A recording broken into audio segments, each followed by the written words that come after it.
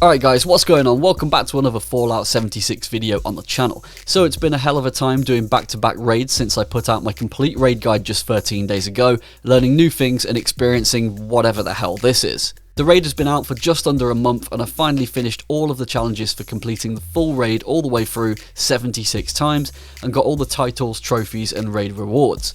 That minus the trophy plan for killing the Epsilon squad in under 2 minutes 19 seconds because it's bugged at the minute and isn't dropping correctly when you meet the conditions. But apart from that, to celebrate finishing everything, I thought I'd share my new revised raid build suitable for 2025 in the Gleaming Depths raid. Now as previously mentioned, I made a complete guide showcasing each step of the raid and how to do it, and shared my whole build including weapons, armor and perks. Since then I've learned new things about what perks are working and which are broken, so from all my experience I can share all I can with you today. The good news is that all my recommendations for armor and weapons are going to be exactly the same as in the last video, and so is the guide itself for the raid stages. None of that has changed, so the only thing changing here is the perks. Alright, so without further ado, let's jump right into it.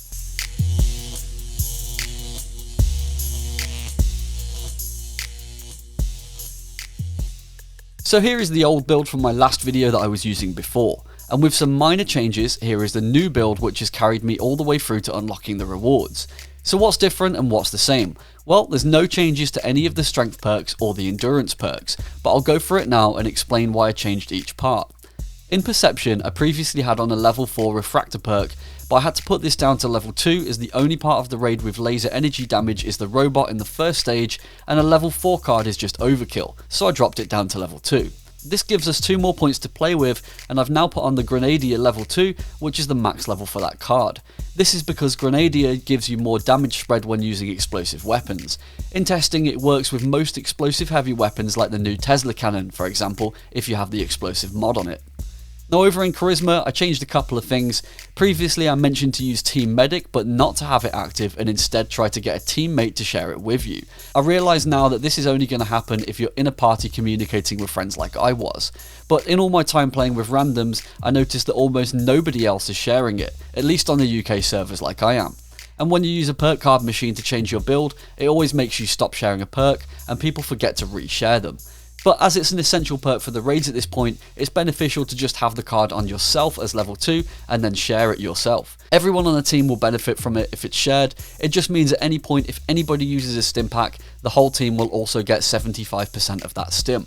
Okay, so what else in Charisma is different? Well, I also previously had on Bodyguards, which gives you more resistance for each player in the team, but this was a level 4 perk and took up way too many points with very little to gain, and it never felt like it really made any difference to the build, so I've taken the card off completely. I also had on Inspirational, which is kind of a waste of free perk points as well, as all it does is give you more XP. So instead, in a new build, it's much better to add in the Tenderizer perk and the Field Surgeon perk. But hey, I'm not here to tell you what to do. If you want to keep Inspirational on, feel free. It does give you a serious XP boost, especially in the raid where XP rewards are massive, and I actually made an entire video just about how much XP these raids actually do give you.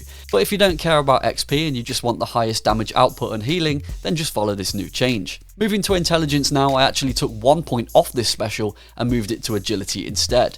On my previous build I had an extra 1-star Power Patcher perk on, but after completing the raid 76 times now, I've realised that it rewards you with an insane amount of repair kits anyway, so you don't need to worry about weapon or armour conditions. Then over in Agility we have 1 extra point to use now, so I took my Born Survivor perk to level 3, where previously it was only level 2.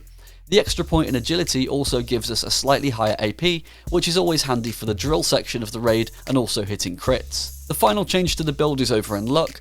I previously had on the Mysterious Saviour perk, which I discovered now since making my last video, it doesn't actually work or have any effect in the raid, and it only works outside in a normal game area. So I took that perk off and swapped it for a level 3 Crit Savvy perk. And that's it for me today guys. I hope you like this new and improved build. For me it's been so effective and has helped me run even lower level players through the raids with basically me doing all the work, so hopefully it will help you guys too. I'll catch you in the next one.